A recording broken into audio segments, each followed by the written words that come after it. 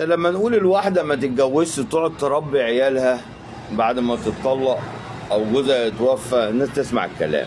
القصة كالآتي، يعني مش هطول عليكم، ورمضان كريم عليكم يا رجالة. واحدة كان معاها طفل ابنها 7 سنين. المهم اتجوزت، واتجوزت واحد كان اسمه حسن. قالت له انا معايا ابني، قال لها ما فيش عندي مشكله، جوزه والحمد لله، والدنيا بقت حلوه وجميله وكويسه وزي الفل. بس من الاسف يعني تاتي الرياح بما لا تشتهي السفن. اما حسن ده اترفد من الشغل ومتبقى قاعد في البيت. انتوا عارفين الراجل اللي ربنا ما يوريكم قعده الراجل في البيت. الراجل لما يقعد في البيت بيبقى عصبي ومش طايق نفسه. المهم طبعا الواد طبعا مش ابنه. الواد مش ابنه، كل شويه زعيق وشخط وزعيق وشخط. المهم لدرجه اللي هي مره كان هيضربه وهي وقفت في وشه. الواد كان اسمه عمار. الولد عامه راح كان هيتضرب، وقفت في وشه قالت له هتضربه؟ لا ده ابني ومش عارف ايه.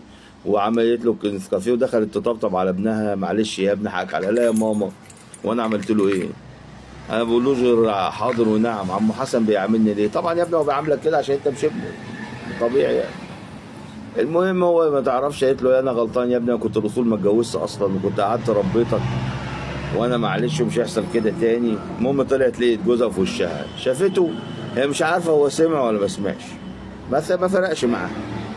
قالت لك تاني يوم جه ما فيش اي حاجه خالص، خلاص هو في حاله واحنا في حالنا، ولا في كلام ولا في بتاع. ده الموضوع عدى عليه شهر، وانا قلت ايه العيشه دي يعني؟ بيجي ما يتكلمش مع حد، هو في حاله بتاع.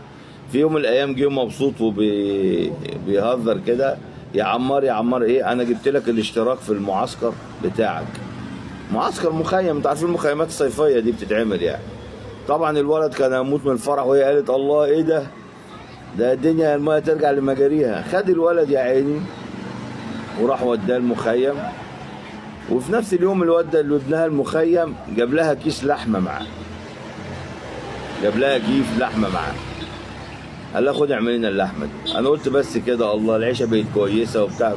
بكل يوم يجيب لها كيس لحمه وهو جاي، يقول لها ايه رايك في اللحمه؟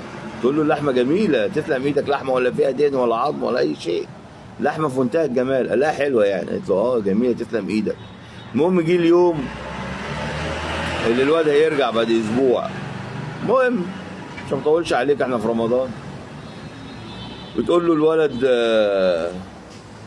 ما بيردش على التليفون، اديله اسبوع مش هينفع، انا عاوز اشوفه. قال لها ما المخيم هناك ما فيش شبكه، بس عامة يعني انت ايه رايك في اللحمه؟ ايه اللي دخل اللحمه في ابني؟ يا ستار يا رب، ايه اللي دخل اللحمه في ابني؟ قال لها جميله، قالت له قال لها حلوه، قالت له قال لها دي انا فتحت محل جزاره.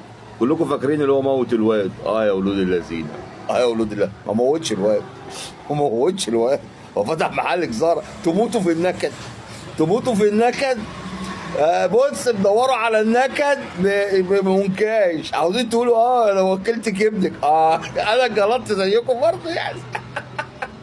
رمضان كريم، كل سنه طيبين. ما حدش يشتم، احنا في رمضان. حد يشتم، اللي يشتم هو حر، اعمل له حد.